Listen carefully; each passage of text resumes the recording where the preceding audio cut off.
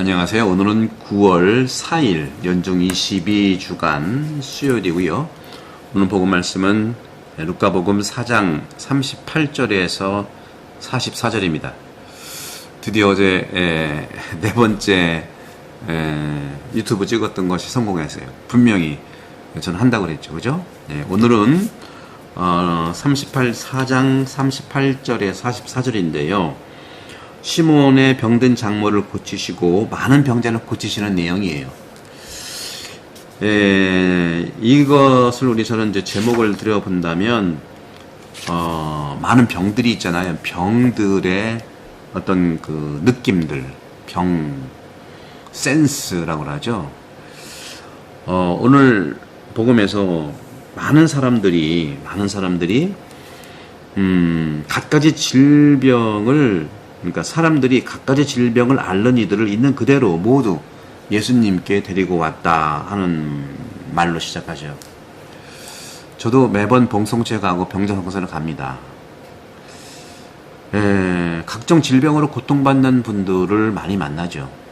저도 그들에게 예수님을 모시고 가는 거예요. 건강하다는 것은요, 신선함과 강인함을 느끼게 해주고 따라서 자신감도 갖게 해주세요. 병자성사를 드리고 영성체를 해드리고 봉송체를 하면요, 굉장히 안정감과 또 당연히 맑은 모습을 볼 수가 있거든요. 세상을 지배할 수 있다는, 그러니까 세상을 우리가 어떤 살아가면서 압박감도 느끼잖아요. 반대로 또 질병이라고 하는 것은 이런 약점이라든가 내가 활성화할 수 있는 것들이 상당히 결핍이 돼서 부전이 되는 경우도 많잖아요. 이렇게 질병은요, 일을 하지 못하게 하고 고통은 삶의 기쁨과 즐거움을 앗아갑니다. 하지만 질병도 긍정적인 의미가 있다는 것은 분명해요. 질병은요, 우리를 다른 사람들과 더 가까워지게 해주잖아요. 10대 때 집에서 독립하고 싶고 나가고 더 이상 가족이 필요하지 않다고 느끼는 경우도 있고요. 그죠? 또 해방감 느끼기 위해서 더 이상 가족과 함께 살지 않겠어 하고 독립을 위해서 집을 떠나는 경우도 있어요. 하지만 어느 날 그는 자신이 아프다는 사실을 깨닫고 엄마, 아버지, 가족이 얼마나 필요한지를 깨닫는 거예요. 돌봐줄 사람이 과연 누구인가? 남편과 아내 사이에도 마찬가지 긴장이 있었죠. 하지만 둘 중 한 사람이 아프면 다시 친밀감이 생기는 거예요. 심각하고 장기간의 질병도 종종 인간을 하느님께 더 데리고 가는 좋은 효과를 가지고 오는 경우가 있습니다. 질병이 있으면요, 자신의 약함과 외로움을 분명히 더 느끼고 깨닫게 되는 것이죠. 많이 경험해 보셨잖아요. 아픈 사람은요, 그리스도 안에서 피난처를 찾는 겁니다. 그리고 기도 안에서 성장하도록 되어 있어요. 바로 그곳에서, 기도하는 그곳에서, 그리스도와 함께하는 피난처인 그곳에서 치유와 도움을 찾습니다. 또는 삶의 의미를 더 잘 이해하고 영적으로 치유를 느낄 거예요. 어제는 더러운 영의 치유를 말씀드렸고, 쫓아내는 걸 말씀드렸고, 오늘은 질병에서의 해방을 말씀드리는 거예요. 오늘 복음도 어제와 마찬가지로 마귀들도 많은 사람에게서 나아가며 당신은 하느님의 아드님이십니다 하고 소리를 냈다. 아직도 그 버릇 못 치는 거예요. 알면 나가야 되는데 자꾸 뭉개는 거예요. 하지만 예수님께는 꾸짖고 그들이 말하는 것을 용납하지 않으셨다. 꾸짖고 악마는 소리 질리지 않도록 나가라고 해야 됩니다. 들으면 안 돼요. 단절시켜야 돼요. 그래서 우리가 세례 때 마귀를 끊어버립니까? 죄를 끊어버립니까? 하는 거예요. 대화하자는 안 됩니다. 악마가 분명하면 대화하면 안 돼. 다 대화 중지.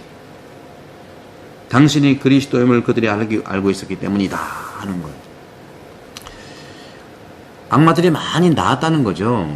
시간이 지남에 따라서 사람들은요, 고통과 질병이 어디서 오는지, 그 부정적 요소가 어떻게 자연에 침투해서 모든 생명체의 필요에 따라 조화롭게 배열될 수 있는지 궁금했어요. 아프기도 하고 뭐 이런 거예요.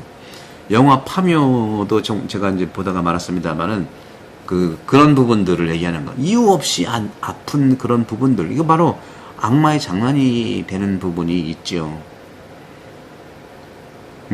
고대 동방에서는요, 이 질병이라고 하는 것은 악령이나 인간의 노여움을 받은 신에 의해서 발생했다고 믿었어요. 아픈 사람이 낫기 위해서는 귀신을 쫓아내는 것이 필요했다는 거예요. 파묘가 그런 거 아니겠어요? 무당병이라든가 여러. 그런데 바빌론 문헌에서 보면요, 우리도 이러한 목적을 달성해야 했던 많은 기도들이 발견돼요. 병자를 돌봐주는 일은 주로 제사장들에게 맡겨져요. 저도 그래서 봉성체 또 병자성사를 드리잖아요. 사제들에게 맡겨진 거예요. 오늘날의 사람들에게 이것은 미신적 관습이 됐을지 모릅니다만은, 하지만 원칙들이 있는데요, 전혀 그것은 틀린 말이 아니죠. 우리는 고통과 질병의 뿌리가 종교적이고 도덕적 기원에 있다고 믿는 거예요. 그렇지 않습니까? 죄와 악이잖아요. 그죠? 그 예수님께서 병을 치유한 다음에 다시는 죄를 짓지 말라는 게 그런 거죠. 십계명 어긴 것이 죄겠습니까? 하느님으로부터 멀어져서 자기 중심으로 가는 삶이 바로 그런 것이죠. 성경은 창조주의 손에서 나온 세상이 완전하고 흠이 없다고 말하는 것이죠. 그래서 우리는 기후 위기도 창조 회복을 해야 되는 거예요. 본래의 모습으로. 인간의 온갖 탐욕적인 몸에서 오는 유혹들, 탐욕들, 더 가지려고 하는 것들 때문에 기후위기가 온 거잖아요. 영성이 필요합니다. 영성. 물성이 아니에요. 이제 영성이 필요해요. 물성을 영성으로 같이 가게 해야 된다는 거죠. 물성에서 지성으로, 지성에서 영성으로. 영혼, 몸혼 영. 이 책을 여러분들 그런 차원에서 하나씩 이번 가을에 시작해서 한번 읽어보시면 분명히 여러분들에게도 영적 선물들이 가득할 겁니다.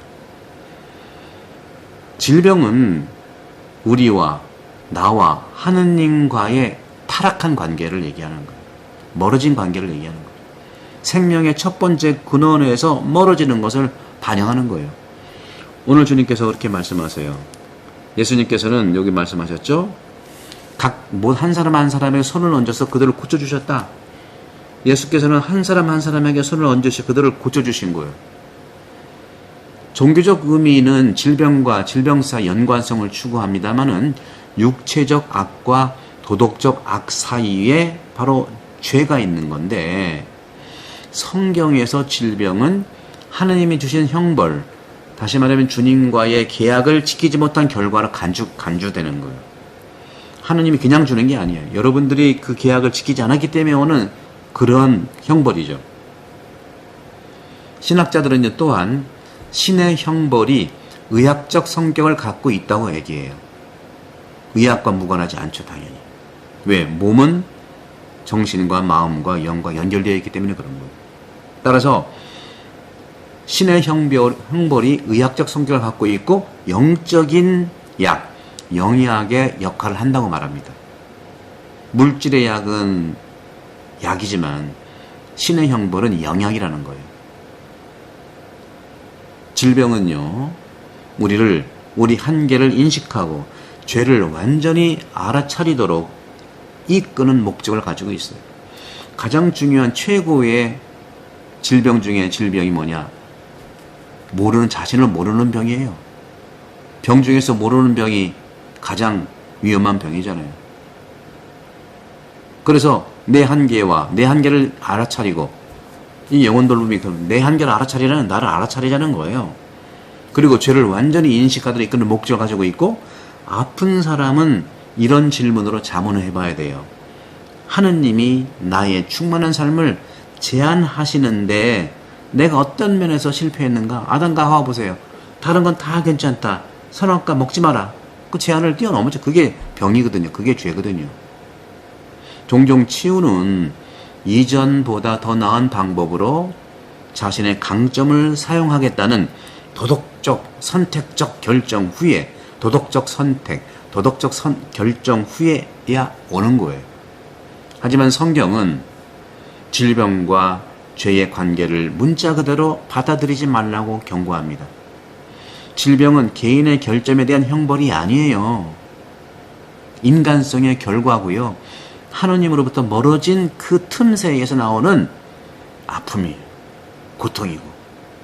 우리 모두는 처음부터 하나님과 멀어진 죄 많은 세상의 일부라는 것이죠.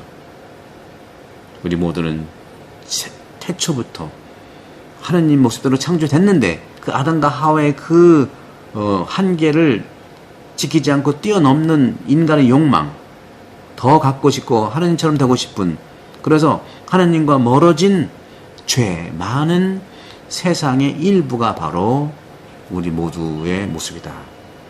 우리의 개인적 질병은 새로운 화해의 기회가 되어야 된다 하는 말씀으로 오늘 말씀을 드리고, 영혼 돌봄 많이 구독해 주시고 또 구입해 주시면 고맙겠습니다. 성부와 성자와 성령께서는 여러분을 반복합니다. 감사합니다.